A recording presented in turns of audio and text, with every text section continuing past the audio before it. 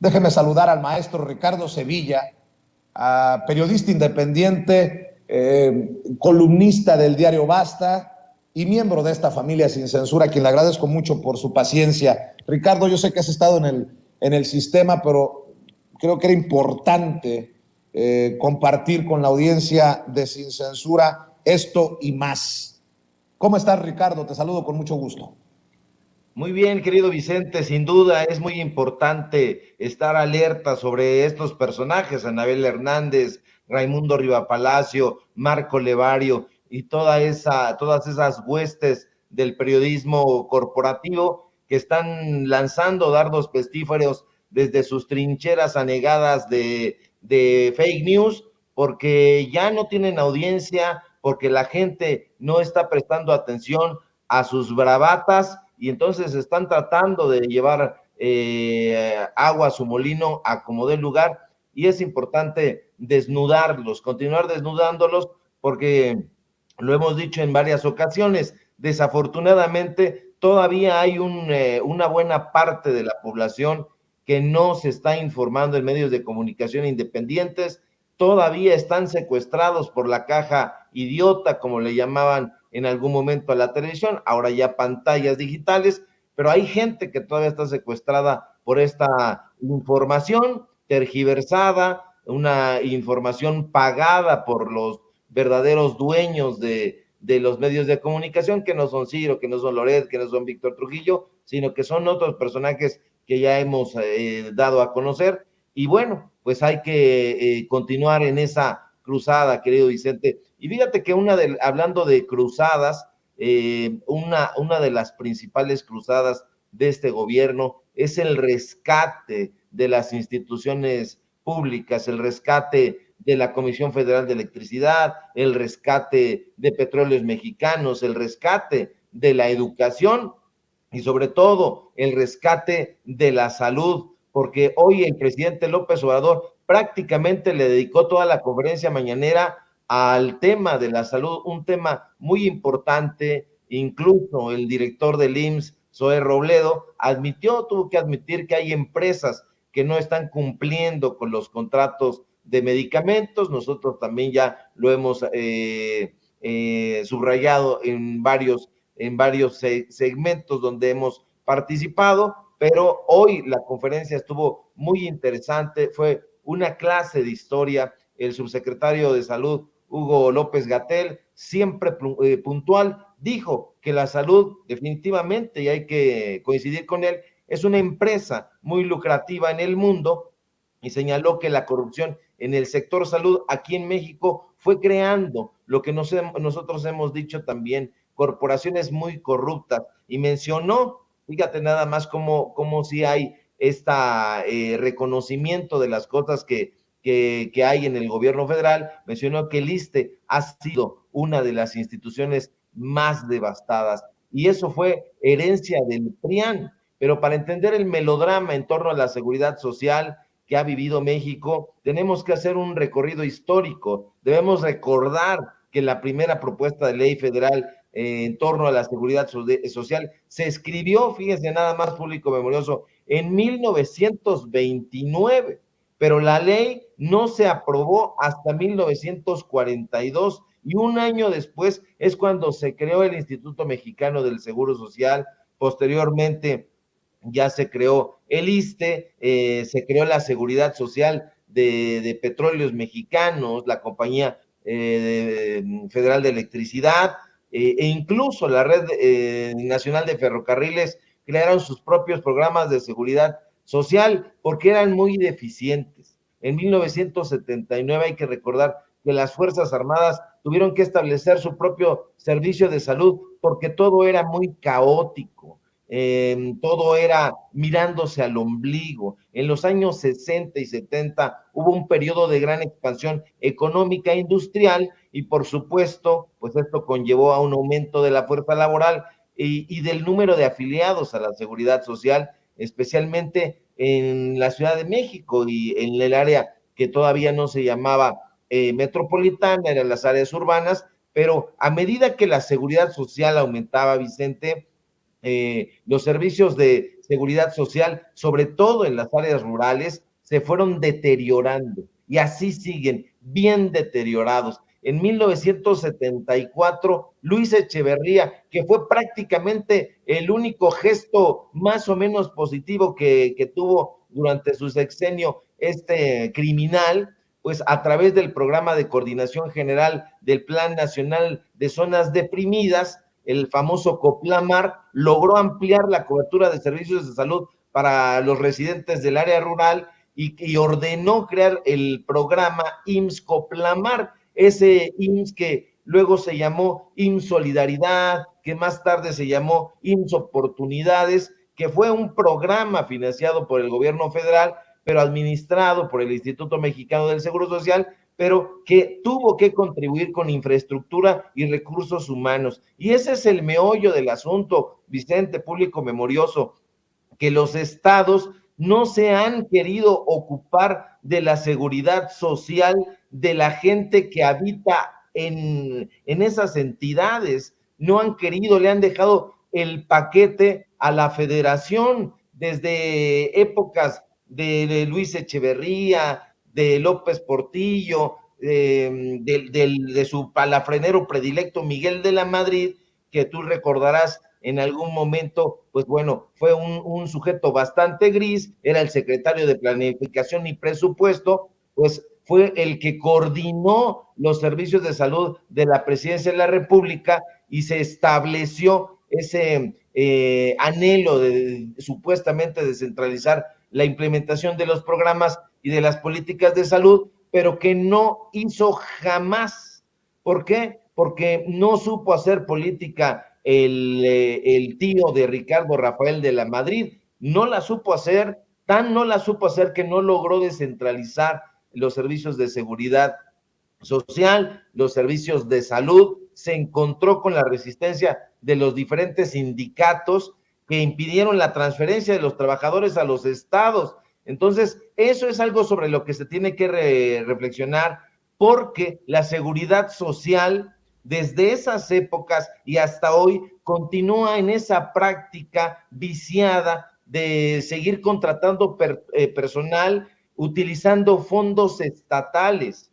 Entonces, no les pagan lo mismo y es algo que se tiene que analizar, insisto, a fondo, porque proviene de la dejadez de los gobernantes estatales, de los gobiernos municipales, que no se han querido adherir prácticamente jamás al esquema de seguridad social, al esquema de salud de la federación. Entonces, este tipo de afectaciones son las que continúan hasta este momento. La política de Carlos Salinas de Gortari fue devastadora prácticamente porque la propuesta salinista ni siquiera incluyó a los gobiernos estatales ni municipales en el famoso PRONASOL, que era el programa de solidaridad.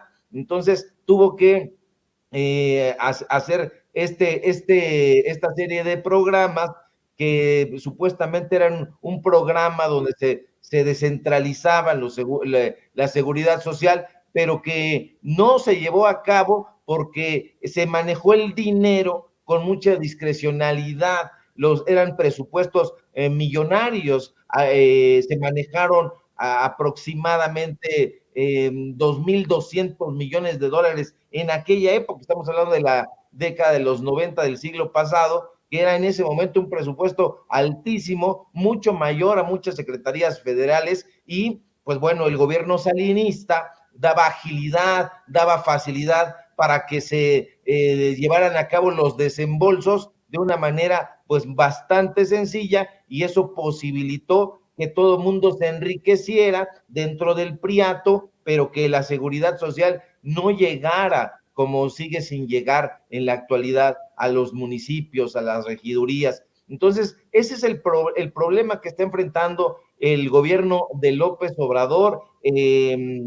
Hugo López-Gatell hace un buen recorrido, habla de los diferentes secretarios de salud, de los distintos sexenios, pero le faltó hacer referencia a uno de los más pillos, a uno de los más truculentos, que fue Julio Frenk. hay que recordar a Julio Frenk, porque fue un personaje que colaboró estrechamente con Vicente Fox, pero también colaboró con Calderón y por supuesto con Enrique Peña Nieto, pero además fue un empleado del Banco Mundial, estuvo estrechamente ligado a la Fundación Mexicana para la Salud, a la famosa FunSalud, que estaba atestada de corrupción, y bueno, pues su lugarteniente, José Luis Bobadilla, que también trabajó en el Banco Mundial, y formaron parte de ese equipo de Ernesto Zedillo, que supuestamente tenía la idea de renovar la seguridad social, pero que nunca se llevó a cabo. Hay que recordar, por ejemplo, que Vicente Fox lanzó el Seguro Popular, y esa torpe implementación se volvió hasta la fecha uno de los temas más controvertidos de la agenda foxista, y eso es lo que está pagando, porque el Seguro Popular, hay que decirlo, para mucha gente que ha asegurado que sí fue un buen programa, no, en realidad nunca fue un proveedor de servicios. El IMSS y el ISSSTE tuvieron que entrarle a la batalla, sobre todo el Instituto Mexicano del Seguro Social, porque la afiliación al Seguro Popular era una cosa, pero la atención médica, la atención quirúrgica, farmacéutica, hospitalaria, tenía que recaer en las 32 entidades federativas, pero siempre han alegado que no tienen infraestructura, que no tienen suministro, que no tienen recursos humanos disponibles. Entonces, ese es el melodrama, querido Vicente, público memorioso, que la federación está otra vez, como siempre históricamente, tratando de salvar a los estados que han tenido esa dejadez, y que eso ha propiciado que en los estados de la República Mexicana el sistema de salud sea completamente decadente, pero ahí vemos al gobierno del presidente López Obrador luchando por este sector sin duda vital para México. Ahí vemos a Zoé Robledo Aburto haciendo lo propio también, contribuyendo para la contratación de estos médicos. Ya hemos dicho acá en Sin Censura hasta el cansancio que los médicos fifís no quieren ir a las regidurías, no quieren ir a los municipios, no quieren ir a los estados, quieren estar simple y sencillamente becados en algún hospital de tercer nivel, pero se necesita la ayuda ya, y esta cruzada que está haciendo el gobierno de la Cuarta Transformación, yo creo que durante los 2 siguientes años, pues va a tener abierto esa lucha, y hay que apoyar visibilizando mediante trabajos, artículos, reportajes, cómo los gobiernos estatales no han querido aportar para que se desarrolle la seguridad social, los servicios médicos en sus estados. Hay que denunciarlos porque hemos revisado los textos de la Auditoría Superior de la Federación, y muchos estados le están invirtiendo muy poco dinero a los servicios médicos, a los servicios de salud en sus estados. Entonces, vamos a seguir en esta indagatoria, Vicente, público memorioso, porque es de vital importancia, insisto. Claro que sí, y no quitemos el dedo del renglón ahí, mi querido Ricardo. Mañana ya es miércoles de reportaje especial de investigación para la audiencia de Sin Censura, así que mañana nos vemos, pero antes de que te vayas, recuérdale a la audiencia de Sin Censura en dónde te ven, dónde te escuchan, dónde te lee, maestro. Claro que sí, querido Vicente, mañana nos encontramos aquí, estamos preparando algo muy revelador. Mañana lo presentamos en miércoles de investigación. Síguenos por lo pronto en nuestras redes sociales, en Ricardo Sevilla, los datos duros, así como se escucha en el canal de YouTube que tenemos informativo hoy en punto de las 8:30. Síganme en mis redes sociales, @Sevilla Crítico en Twitter, Ricardo Sevilla en Facebook, así nada más, en el diario Basta, donde tenemos una columna todos los días, y por supuesto aquí en La Familia Sin Censura, donde estamos participando al filo de las 11 de la mañana. Te mando un fuerte abrazo, querido Vicente, y nos encontramos mañana aquí en la investigación especial. Claro que sí, te mando un abrazo, Ricardo Sevilla, hablando con nosotros Sin Censura. Déjeme, mientras el equipo de producción nos prepara un par de cosas que les he pedido, déjeme darle una repasada algunas de las noticias más importantes.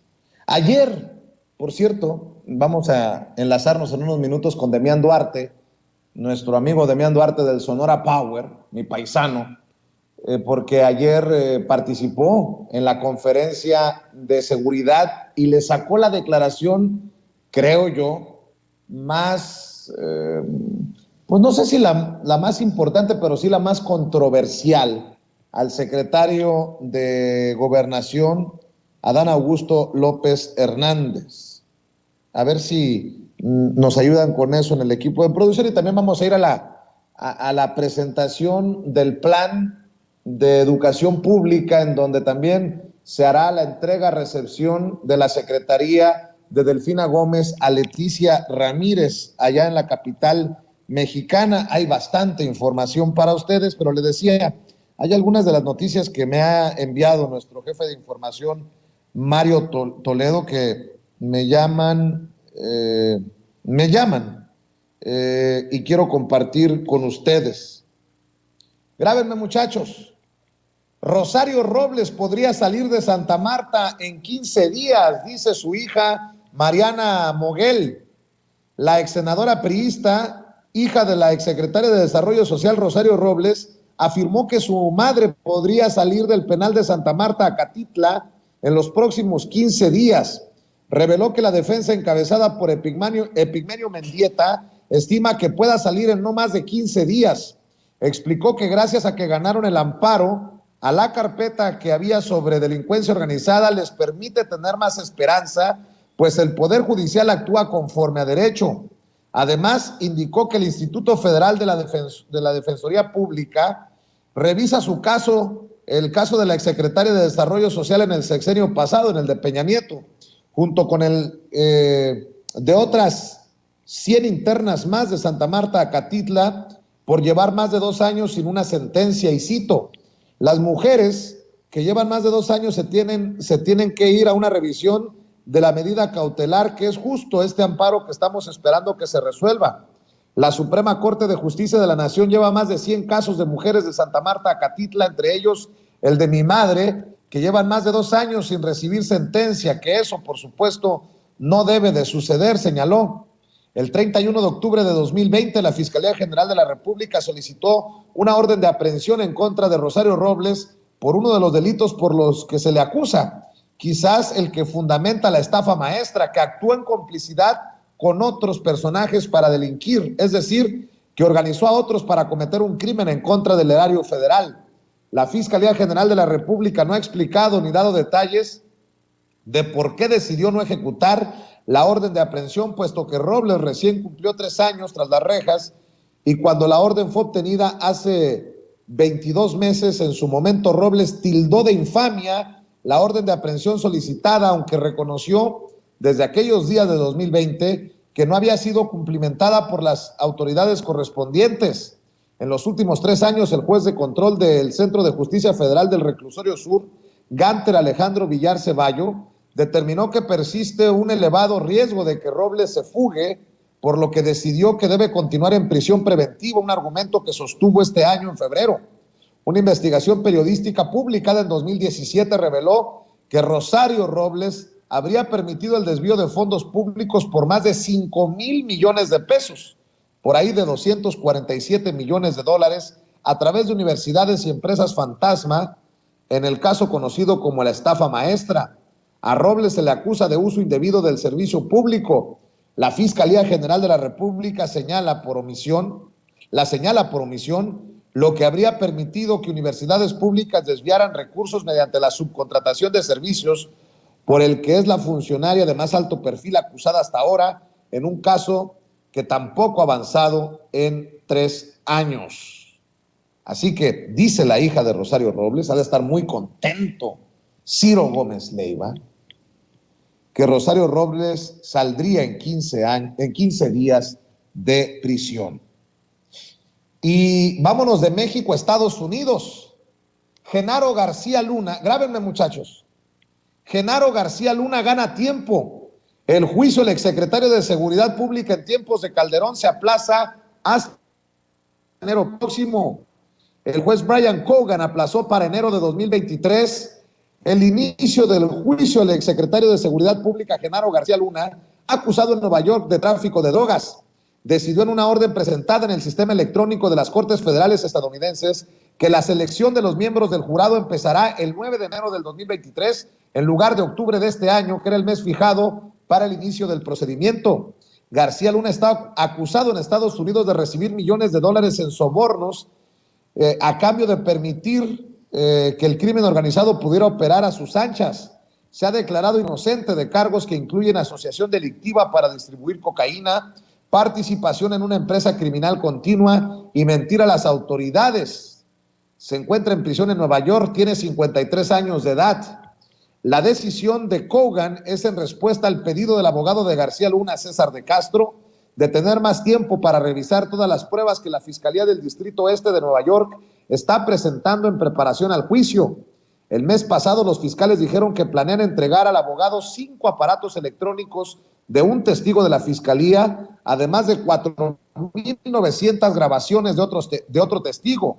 También señalaron que ya han entregado 6.100 páginas con testimonios de testigos del caso y que planean entregar otras 7.500 con declaraciones de testigos. En total, los fiscales en el caso han presentado más de 1 millón de páginas que los miembros de la Fiscalía consideran pruebas contra García Luna, dijo de Castro. Además, muchas de las grabaciones presentadas, sostuvo el abogado, son en español y por lo tanto el equipo de defensa necesitará un intérprete. Así que para enero del 2023 iniciaría el juicio contra Genaro García Luna. Pero, ¿qué preguntaba Calderón? ¿Por qué no inicia el juicio contra García Luna si es tan sólido? Bueno, porque a lo mejor, poniéndolo en términos del secretario de Gobernación, Adán Augusto López Hernández, a planteamiento del querido Demián Duarte en conferencia de prensa, la noche era muy, muy oscura. Entendió el que entendió. Precisamente, grábenme, muchachos, déjeme rescatar de la conferencia que usted vio aquí y escuchó en Sin Censura. De hecho, vio la participación de nuestro amigo Demián Duarte del Sonora Power en vivo y en directo aquí en Sin Censura en la conferencia de seguridad, cómo le hacía este planteamiento al secretario de Gobernación, Adán Augusto López Hernández, y cómo el secretario, con una frase, le metió tremendo raspón a Marco Cortés, presidente nacional del PAN, y a Felipe Calderón. Esta es la participación del Sonora Power ayer en la conferencia que pues provocó los titulares en muchos medios. Y conste que los de los medios tradicionales dicen que nosotros no somos periodistas serios, que nosotros no somos periodistas verdaderos. Pero bien que usan el material que provoca uno, en este caso, el querido Demián Duarte. Vea y escuche. Duarte del Sonora Power.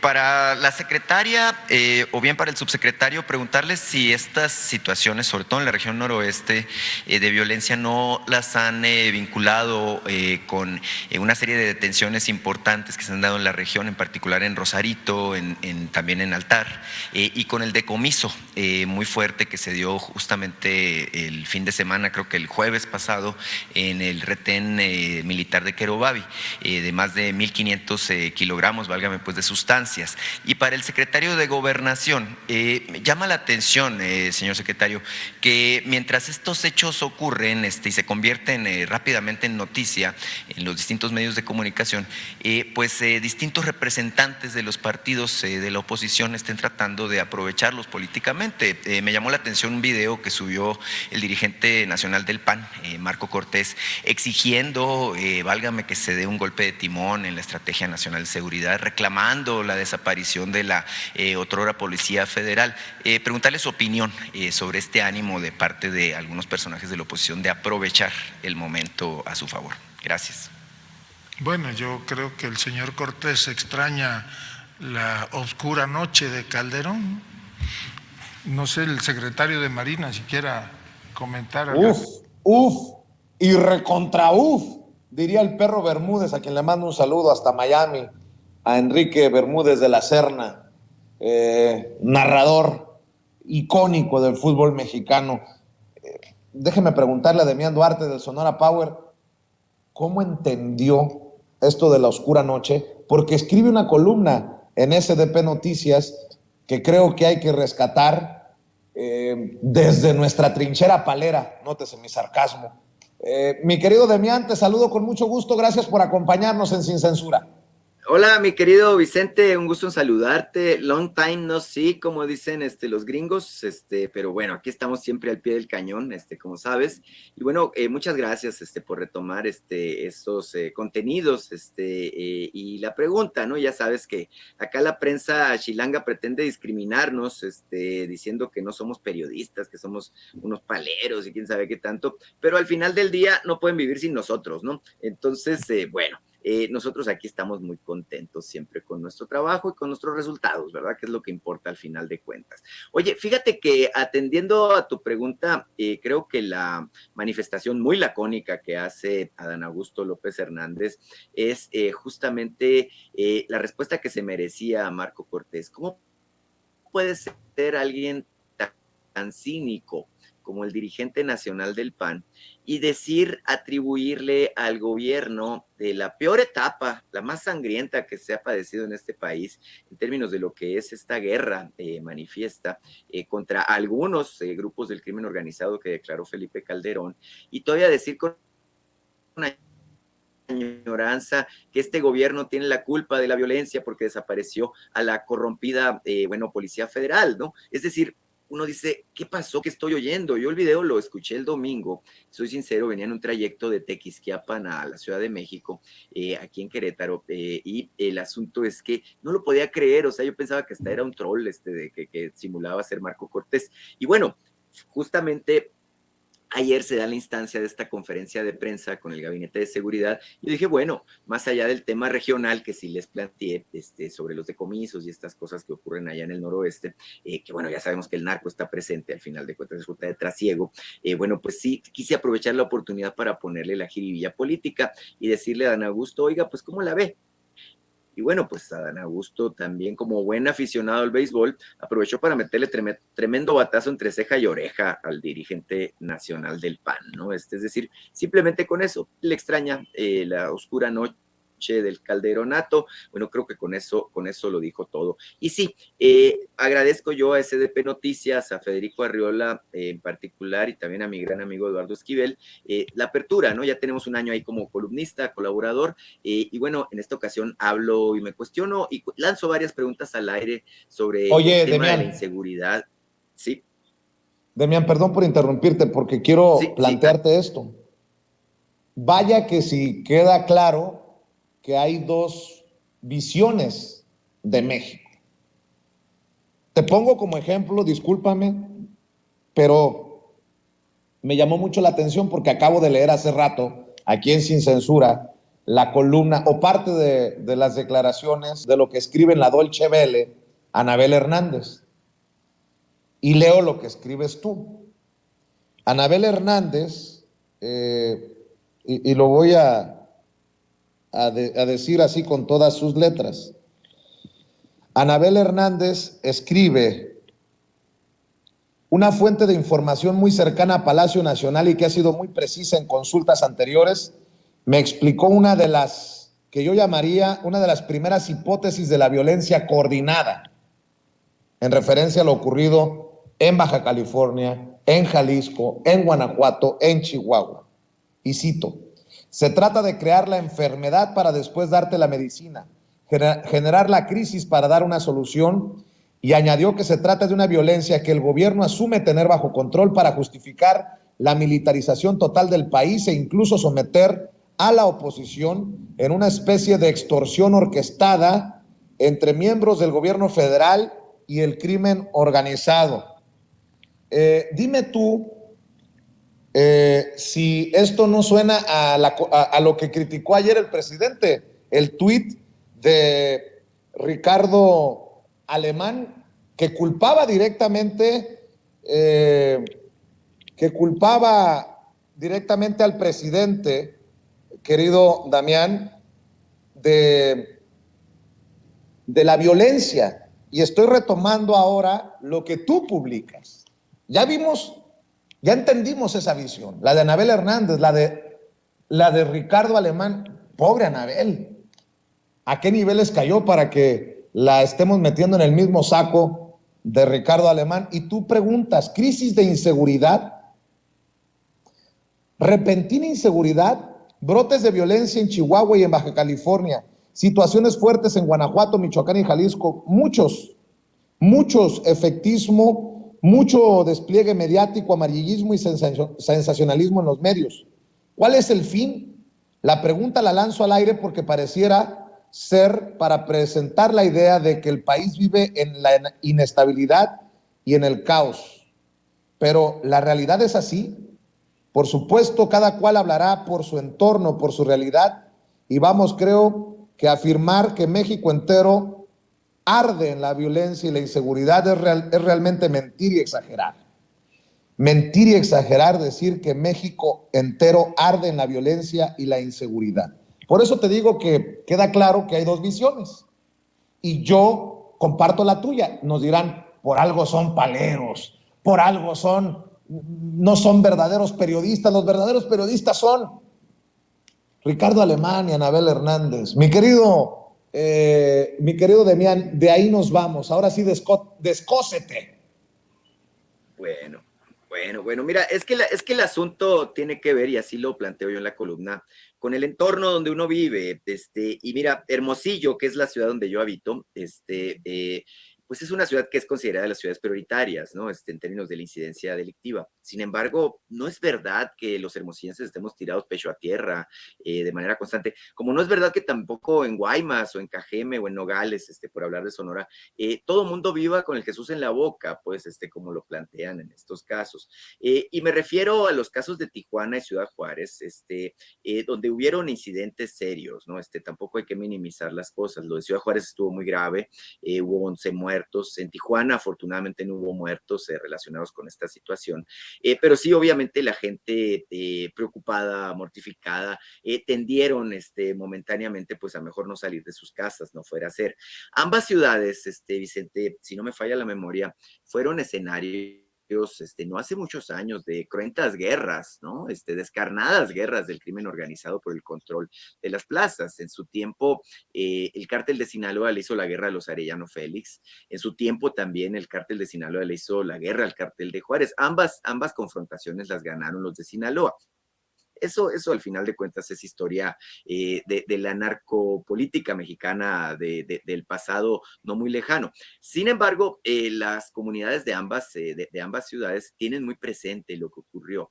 Creo que en ambos casos te pueden decir que con mucho la paz que se ha logrado hoy es una situación que marca un giro de 180 grados respecto a cómo estuvieron en el pasado. Ahora, no minimizo el tema. En Sonora se tuvo, por ejemplo, un caso cercano, se tuvo que prácticamente cercar y sectorizar Cajeme para lograr acabar y abatir la incidencia delictiva. Se aprendió a más de 300 malandros que estaban asolando la ciudad y finalmente lo lograron. Ahora, el problema es que la violencia se nos trasladó a la región de Guaymas y Empalme. Yo espero que pronto haya un resultado. México es un país demasiado grande, Vicente, demasiado rico y demasiado variado como para pretender que México entero está en manos de la delincuencia, como para pretender que el gobierno no tiene control y no tiene gobernabilidad. Me llama la atención expresiones de amigas nuestras como la senadora Lili Telles, por ejemplo, y obviamente lo digo con todo el sarcasmo, que hasta se burla, pues, del presidente y dice que va a organizar tertulias con café y va a dar ruedas de prensa mañaneras también los sábados. Yo le respondo a Lili Telles, no te equivoques, Lili, el asunto es muy simple. El presidente lo que está buscando con esta idea de ir a dar una rueda de prensa adicional, probablemente los sábados, dice, es no dejar espacios vacíos a la confusión, a la desinformación y a la infodemia, tema en el que los políticos del PAN en particular, como tú, que eres neopanista, pues son expertos en la materia y que creo que estas tres modalidades, la desinformación, la infodemia y la manipulación, hacen más daño y traen más muertes que el mismísimo crimen organizado, ¿no? Entonces, esa es la reflexión así en términos redondos de lo que yo manifiesto en esta columna que publico hoy en SDP Noticias. Y bueno, yo simplemente tengo naturalmente un punto de vista al respecto de lo que vivo de manera cotidiana. De manera casual, decía yo por ahí, y es que fue una casualidad, íbamos caminando un amigo y yo por la calle que está en la Narvarte, Xola, íbamos caminando por Xola, y me topé yo a un académico de la UAM, un sociólogo, que me abordó y me dijo, oye, tú eres Demián Duarte, ¿verdad? Te veo en las mañaneras y te veo por ahí con Vicente Serrano y en el Sonora Power, me dijo, ¿no? Entonces, sí, claro que sí, le dije, mira, yo soy sociólogo, soy académico de la UAM. No me quiso dar su nombre, obviamente por las razones que tú conoces, ¿no? Pero lo que sí me dijo es, dile por favor, y dilo públicamente, que he estado analizando el tema de la violencia y aquí hay dos vertientes, ¿no? Uno, el factor de la hiperviolencia que deriva del crimen organizado del narco, y la otra, la violencia cultural, lo que somos en México, pues somos un país que lamentablemente es un país violento, incluso pues de origen, ¿no? Como muchas sociedades. Me dice él en su análisis que él observa que López Obrador está teniendo mucho éxito en combatir la segunda expresión, es decir, la violencia cultural tradicional en México, y que parece que la sociedad se está calmando, se está pacificando. Lamentablemente, me dice, el otro tema de la hiperviolencia del narcotráfico y el crimen organizado son temas que son motivados por varios factores. Uno es el político, otro es el económico, el gran negocio del narco, del tráfico de personas o el tráfico de armas en reversa y de dinero hacia nuestro país. Entonces, dile al presidente, me dijo, que esto lo tiene que combatir de otra manera, tiene que ir por los cabecillas, tiene que cortarles el acceso al dinero y bueno, tiene que establecer estrategias que permitan que la sociedad en determinados lugares deje de estar padeciendo estas situaciones. Fíjate que sus comentarios, Vicente, me parecieron tan pertinentes que los compartí en ese análisis y te los comparto a ti en esta ocasión, pues aquí en esta participación a la que me invitas en Sin Censura. Importante todo esto, mi querido Demián, y creo que, bueno, así lo entiendo yo, que parte de la diferencia entre opiniones como la tuya o la mía tienen que ver con la intención de presentarle elementos a las audiencias para que también lleguemos a entender nuestra realidad y no querer imponer o querer tener siempre la razón, como veo desde una soberbia en los grandes periodistas de México y en los grandes medios de comunicación. Eso de una fuente de Palacio, pues ya me sonó muy trillada y muy a la Riva Palacio, precisamente, mi querido Demián. ¿Qué te dicen tus fuentes de Palacio? ¿Cómo está la cosa? O sea, no es que minimice la situación, no es que no duela que muera gente, que mueran seres humanos, claro, pero hay que buscar la justa dimensión, porque si no, ¿qué le vamos a decir a la audiencia? ¿Vamos rumbo al terrorismo generalizado en México? Pues no. Hay que ser también responsables en lo que escribimos y en lo que decimos, Demián. No, sin duda, sin duda. Y mira, te voy a poner un ejemplo, porque tú has ejercido el periodismo en Estados Unidos. Tú sabes mejor que muchos que Estados Unidos es una sociedad sumamente violenta, más violenta que la mexicana, más violenta que muchas en el mundo, y que además la proliferación de armas en Estados Unidos es un peligro latente para la población. En Estados Unidos, bueno, ahorita estaban reportando, por ejemplo, un tiroteo en Texas, ¿no? Pero en Estados Unidos, yo que vivo en Sonora, somos vecinos del estado de Arizona. Es un estado muy violento, en donde además hay un problema muy fuerte de narcotráfico.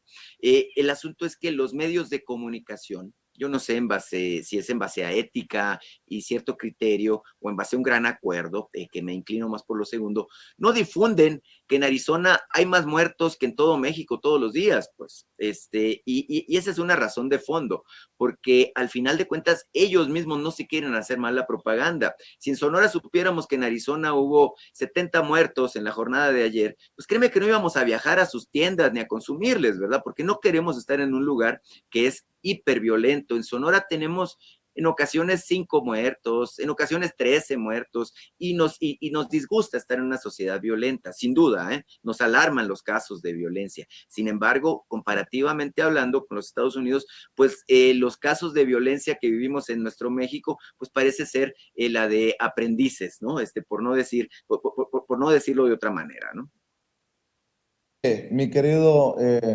Mi querido Demián, déjame preguntarte tu opinión antes de que te vayas, antes de que corras, que sé que tienes otros compromisos, de la designación del presidente Andrés Manuel López Obrador de Leticia Ramírez hasta ayer, o no sé si hasta hoy todavía, no lo sé, directora de la Oficina de Atención Ciudadana como secretaria de Educación Pública. Y te lo digo porque en estos momentos hay un evento en la Secretaría de Educación Pública precisamente en el que se está presentando el nuevo plan de estudios para educación preescolar, primaria y secundaria en nuestro país. Es más, no sé si tengamos las imágenes, querida Ceci, o ya terminó el evento. Por favor, vamos a las imágenes en vivo y en directo. Y quiero pedirte tu opinión, mi querido Demián, porque también en esta cobertura de la designación de Leticia Ramírez, a quien, por cierto, debo de agradecerle. Gracias, secretaria, me acaba de llegar su mensaje. Me acaba de contestar un mensaje que le escribí. Fíjate cómo son las cosas. A Leticia Ramírez le había dicho, Leti, hay que hacer una entrevista para hablar de atención ciudadana esta última vez que estuve ahí en Palacio Nacional. Y me dijo, claro que sí, además, quiero siempre decirlo, ustedes fueron los primeros que notaron mi trabajo y le dieron atención a la Oficina de Atención Ciudadana. Bueno, pues, secretaria, tenemos pendiente la entrevista. Digo, ya como secretaria de Educación Pública, le mando un saludo a Leti Ramírez. A ver si vamos al evento, Ceci. Media Adelante. superior o superior, sino que también generaron un esquema de castigo al docente, a la maestra y al maestro. Llamaron reforma educativa a una reforma laboral en donde castigaban.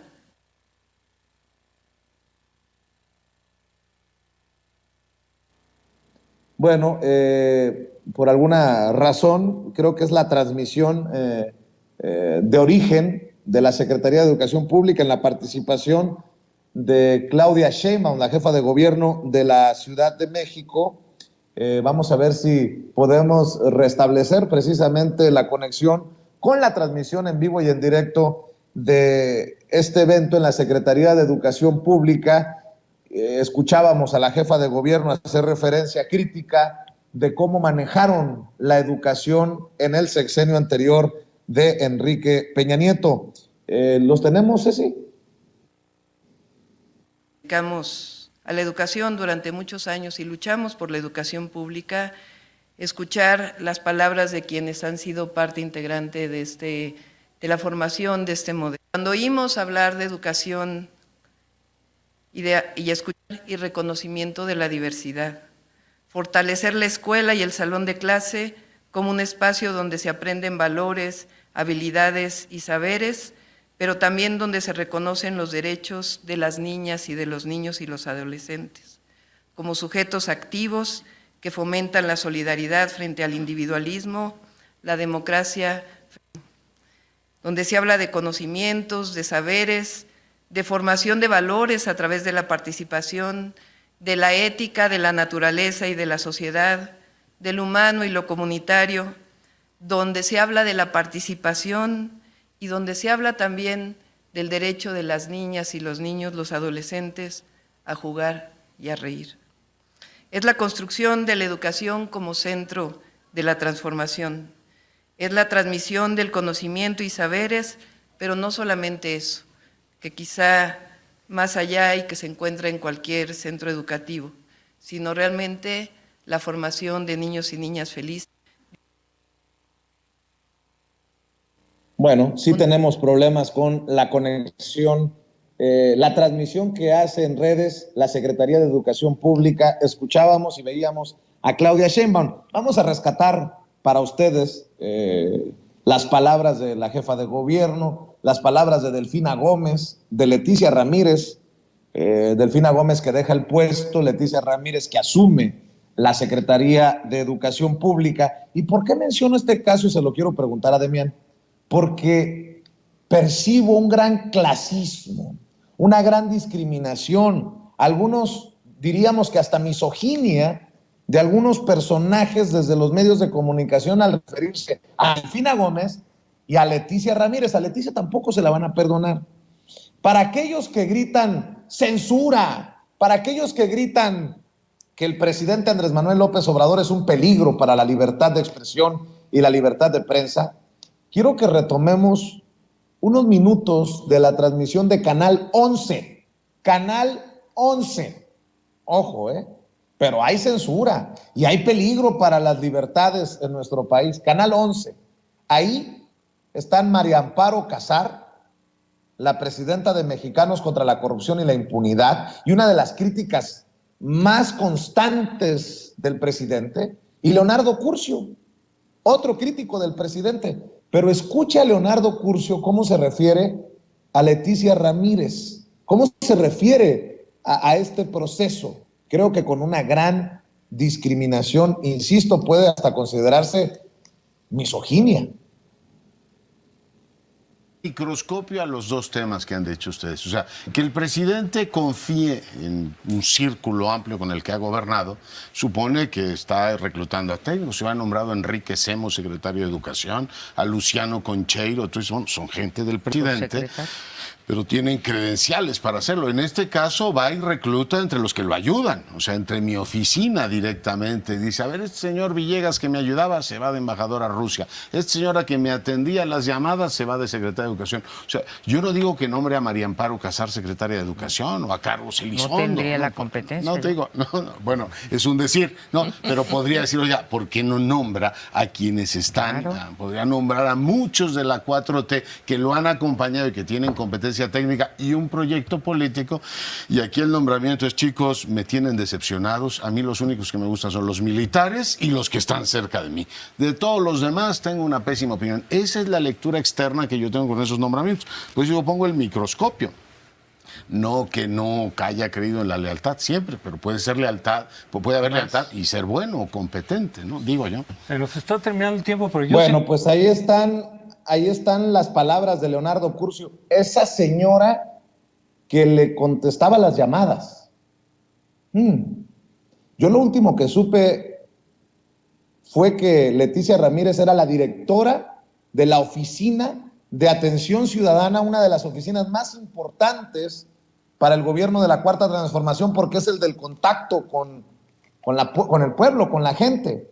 Dame tu opinión de esto, mi querido Demián, para cerrar, Demián Duarte del Sonora Power, la designación de Leticia Ramírez, ¿qué opinión tienes? Y esto que a todas luces hay que analizar. Por cierto, qué petardazo de tener a estos personajes todavía en Canal 11. No es que sea envidioso, pero en Canal 11, a Canal 11 no ha llegado la Cuarta Transformación, don Genaro Villamil, por ejemplo. Perdón que pregunte así tan brutalmente honesto. Mi querido Demián, te escucho.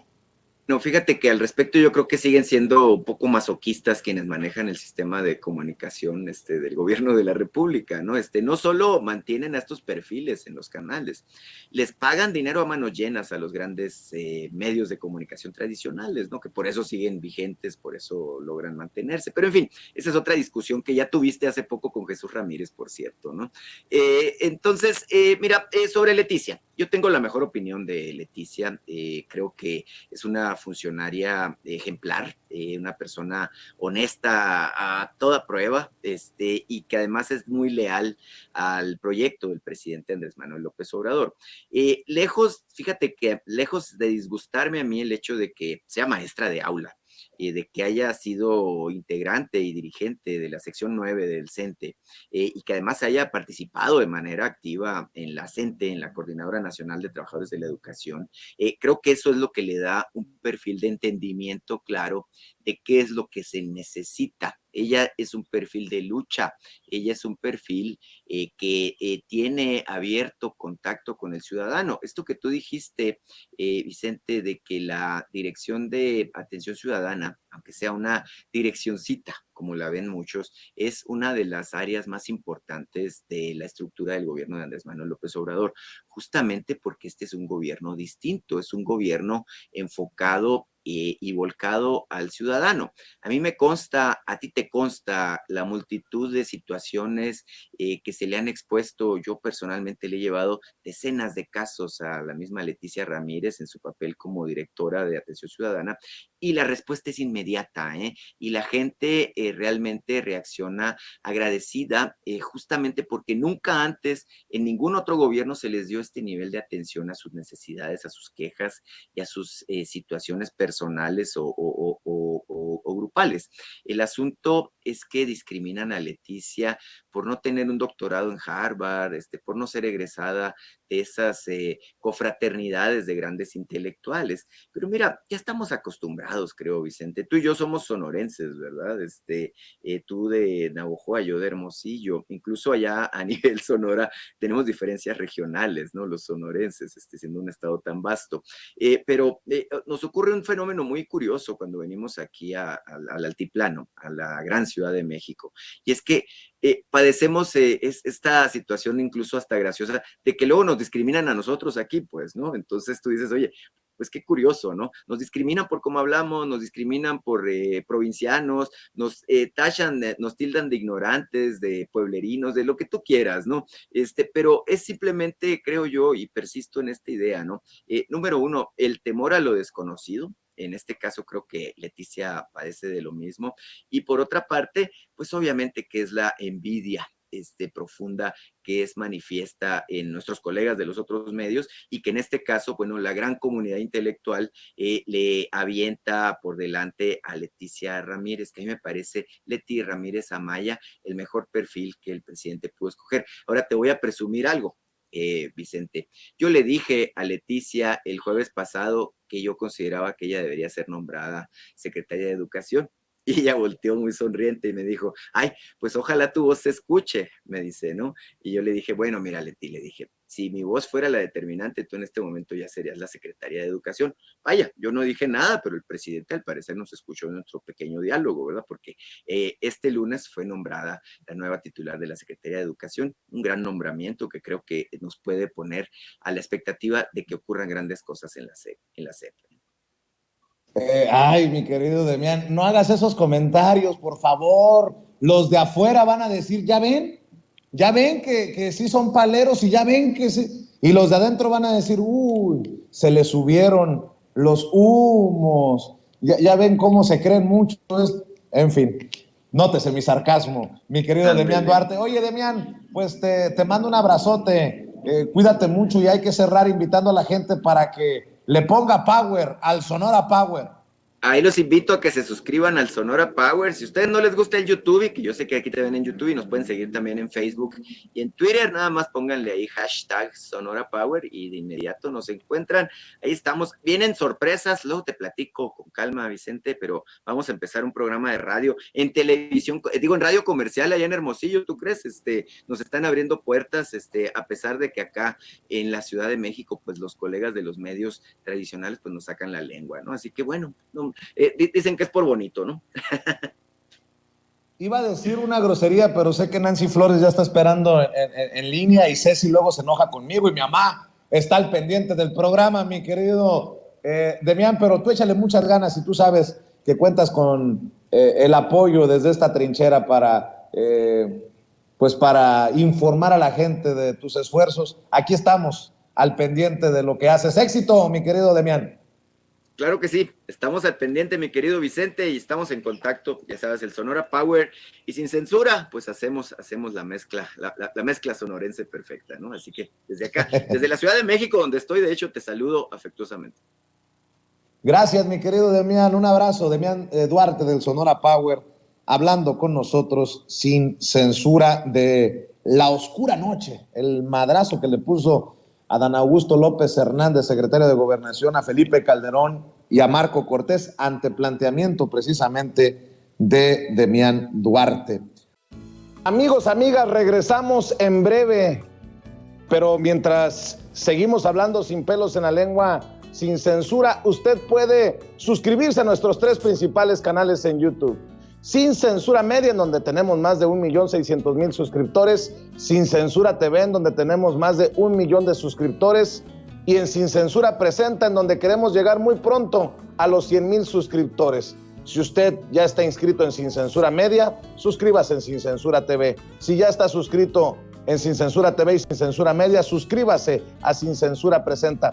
Recuerde que es gratis, no tiene que sacar un solo centavo de su bolsillo para apoyarnos. Dele clic en la campanita para que los señores y señoras de YouTube envíen las notificaciones cuando estemos transmitiendo en vivo y en directo o estemos subiendo videos. También nos puede seguir en Twitter en @Vicente Serrano y hasta en Instagram. Ojo, también estamos en Instagram. Son nuestras redes sociales y con el apoyo de ustedes seguimos creciendo, porque con ustedes todo, sin ustedes nada.